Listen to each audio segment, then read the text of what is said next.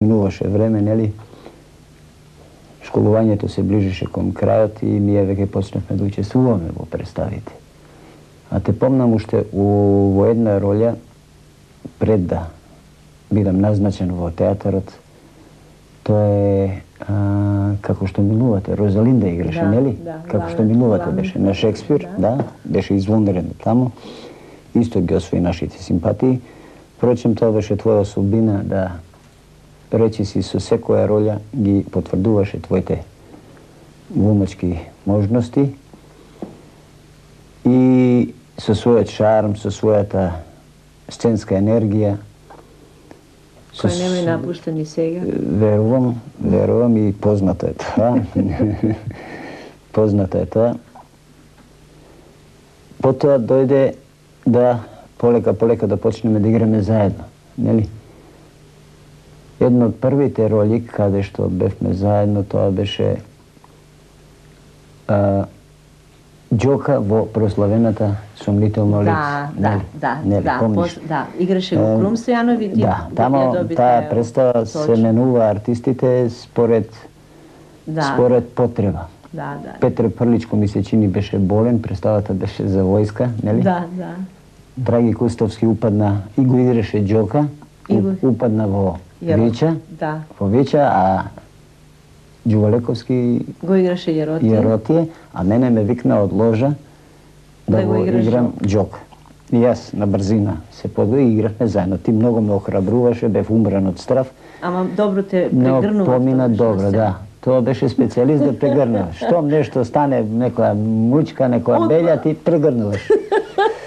И така пола представа ни помина во прегрнување. Што друго би можеле се сетиме? После моето доаѓање периодично во Скопје, секогаш беше врзуван на тебе прво да те видам, сите колеги да ги видам, во театар да се наедам. Да, се сеќаваш ли ти кога јас бев во клубот, седев таму малку под газ, ти дојде Ацо, јас стигнав. Седи, не, морам да најдам место каде да спијам, да се сместам. А јас ти реков, еве ти го клучот, оди кај мене, има слободна соба и оди. И она си, ти си дојде, си отиде и јас другиот ден доаѓам, се запивме со компанијата и како што се наближувам на кај куќата слушам музика, трешти. Трешти музика и јас викам, кој е овој луд што пуштил волку јако музика да свири? Приближувајќи се дома се повеќе и повеќе тонот посилен. И кога дојдов пред мојата куќа, гледам деца се собрале 20-30 на улици и слушат музика. И ми текна дека нешто кај мене се случува. Влегувам дома, ти си инсталирала цел оркестар. Пејачи собрала од Скопје. Влегнав така, уплашено дома, бушоните прскаат, електрични инструменти, нели? Влегувам дома, се штуткам, седнав, еден ми вика, седни. Си седнав, јас стојам, гледам. И тој ми вика, а вие што ке пеете? Ја викам, не, јас не пеам. Па што си дошол? Па викам, куќава е моја. Ау, извини. И така останав. Се насекирав, вечерта си излегов. Пак. И се враќам дома некаде у доцните сати, клучот кај тебе. Помниш? Помнам. Клучот кај тебе те нема, си заклучала. Од каде ке влезам низ прозорецот. Го отварам прозорецот, ногата е префрлам, и пропаднав во еден тапан, целиот спискав, олеле, и некој ми рипна у темницата од кревет. И тој, кој е? Тој кој е? Јас кој е? И се разбравме дека ти него си го ставила да спиеш тука, немал човекот кај да спие.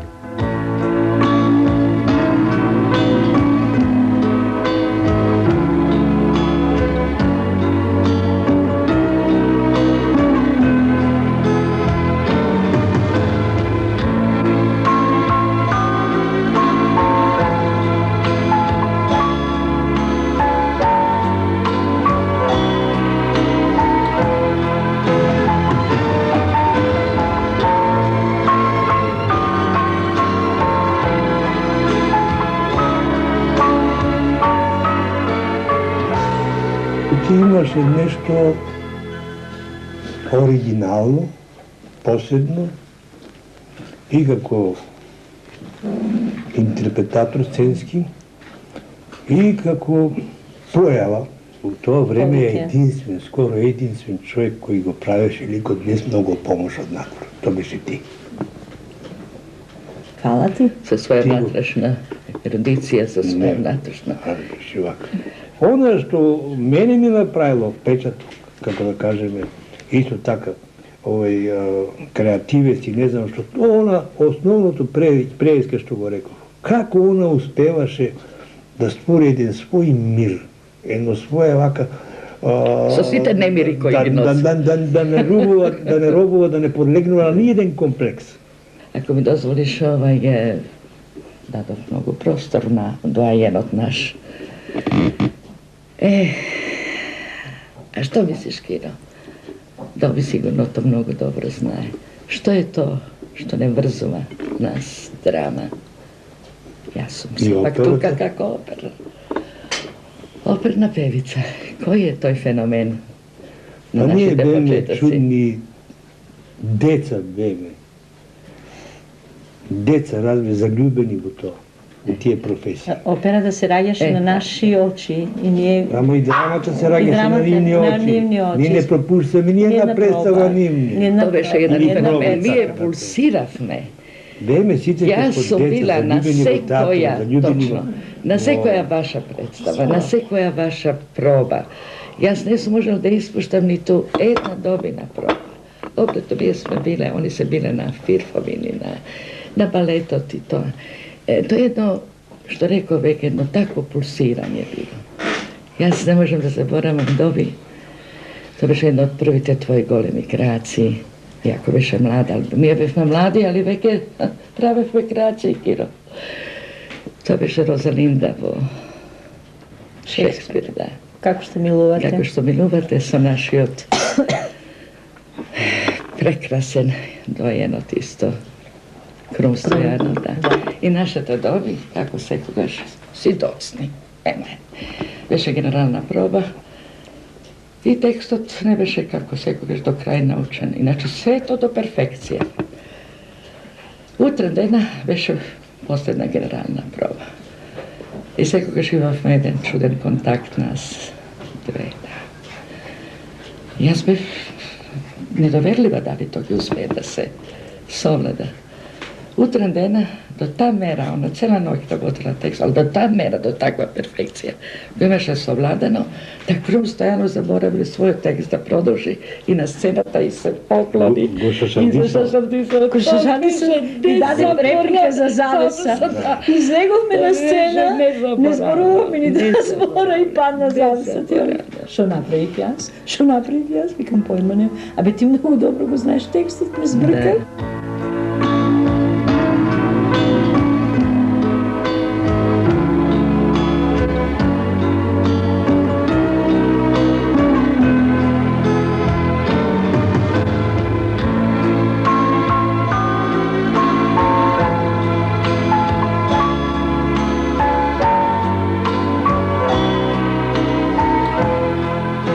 Беше, не сум сигурен, али така, 46-та година, кога таа веќе дојде во нашиот театар. И таа беше најмлад по години член во театарот наш. Можем да кажам за неа, прво, иако така млада, неискусна, па и ние не беме баш многу искусни. Тоа почна тогаш театарот. Али можам да кажам дека таа многу лесно се вклучи во работата, затоа што беше обдарена. Јас ретко сум видел, може би има глумци кои ќе си умрат, не ќе го постигнат тоа што го имаше во своите први чекори, кога почна. Една потполна релаксација на сцената. Еден мек покрет. Немаше грч, а глумец со грч не го био за ништо. Тоа е познат. А тие врлини ги имаше. И лесно и беше оттука да се развива многу добро. Иако таа беше временски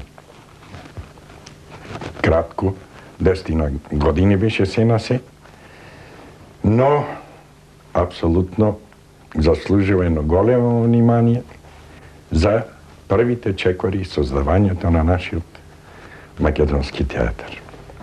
Во времето кога Чабричка, како што популарно ја викаме сите, беше многу млада и многу експонирана како актерка, тие генерации на кои што и јас им припаѓам, беа се движеа, да речем, во еден строго контролиран јавен морал. И како и секоја строго контролирана работа, особено кога се работи за некој морален план, се појавуваат тука шуплини, кои се всушност шуплини на системот. Но тоа е веќе работа подруга и за подруги обсервации. Сакам да кажам дека многу момчиња и многу девојки застрашени од тој строго контролиран јавен морал завршуваја поради тесни панталони или долги коси во еден логор во Маврово. Гледате сега, Добрила од тоа не се плашеше. Добрила му прекосеше на тој јавен морал и нејзиното однесување во таа смисла беше скандалозно за новопечените снобови, за оној вид ментори на јавниот морал, кои што од сламарица се вивнаја на позиции од кои што го судеа однесувањето на другите, особено на младата генерација. Значи, во известна смисла, Доби беше скандалозна личност.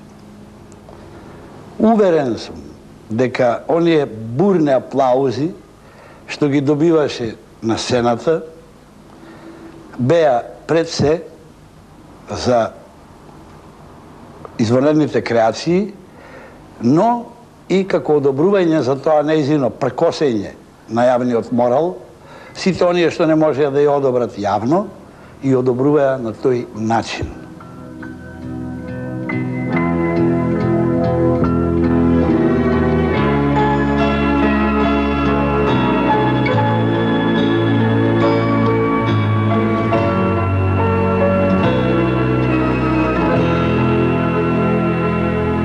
А сега, како дојде до пресвртмо мојот ангажман? Средината на 50-та година операта на Народниот македонски театар постави на сцена оперета Лилјакот, каде што добив една прекрасна роља, субретска Адела. Тоа за мене беше еден нов жанр, спој на балет, музика и глума. Јас се снајдов, многу добро се снајдов, направив една прекрасна роља, се расчутоа, дојде од Белград Јосип Колунџич, режисер, и така уследи еден ангажман во Белградската комедија, каде што останав кај нив 7 години. Настапував со познати актери од комичниот жанр, играв всевозможни роли, настапував и оперети. Кога требаше да дојде до фузија меѓу комедија и Белградско драмско, веќе почна првите активности на естрадата. Публиката ги примаше со засилен интерес и покрај джвакањето на пуританскиот естетизам дека не се работи за уметност, туку за тезгарење, израз кој за жал и денеска е во оптик, дури и кога станува збор за врвни остварувања. Како и да е, јас заклучив дека мене ми е таму местото, доколку повеќе што некои опции во естрадата не беа далеко од театарот. Напротив, започна безброј ангажмани, турнеи, најпрвен во СФРЈ, а потоа прв ангажман во странство беше Бугарија. По неа дојде Грција, Солун, Атина, Кипар, Франција, Румунија, Германија, Америка, Канада. Најмногу се задржав вкупно 5 години со гостување во Советскиот сојуз, каде што бев и ангажирана во jedan od najpopularnijih ansambli togaš, od Gruzija Dijelo. S oni snimih i longplay ploča i mala ploča i dosta filmovi. L'altra sera rideva, mi strinse, lo sapevo, nel mio cuore batteva. Mi disse siamo insieme stasera e voleva risponderla sì, ma senza mai guardarlo negli occhi. Io lo lasciai cantando così. Che colpa le ho, c'è il cuore lo zingano, Catene non ha, c'è il cuore lo zingano,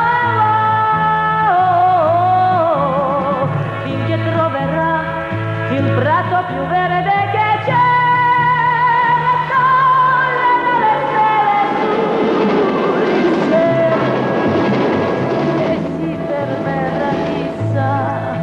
Na непрегледните простори од некогашниот Советски сојуз најдов на градови и поголеми места каде што странецот представуваше безмалку чудо со самото тоа што е странец.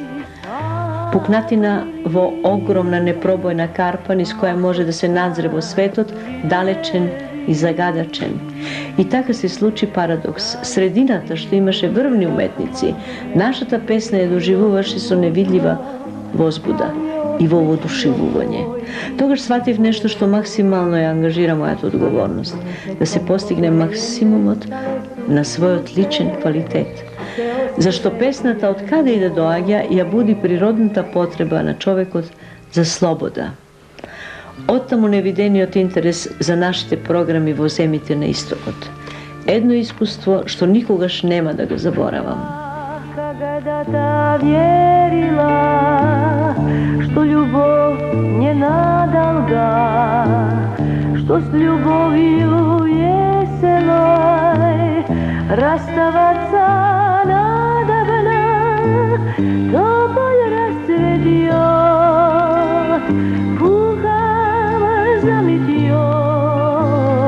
и любовь моя смешная прочь пойдет. Тобой расцветет, пухом заметет, и любовь моя смешная прочь уйдет. Я тогда-то думала. Нериетко ме прашуваат како тоа успевам да стигнам на толку места. Едноставно не сум од тие што можат мирно да гледат како животот тече покрај нив. Трка по пари, зошто да не? Само што мене едноставно парата ме не ике. Еден убав ден, како создаден за одмор, рано изутрина решив да се испробам и во трговијата. Еден грчки трговец спомна дека би сакал да купи шунка од Југославија. Го фаќам телефонот, се јавив кај еден пријател во Центропром и некаде предпладне сделката беше договорена. Центропром шунка, Гркот портокали и приквече требаше да летам за Париз. Што се случи? Центропром испрати расипана шунка, а Гркот нам згмечени портокали. Јас одлетав за Париз и со трема што не може да се опише, истата вечер пеев во познатиот париски клуб Распучин, а гости беа Марија Калас и Оназис. О, Господи Боже!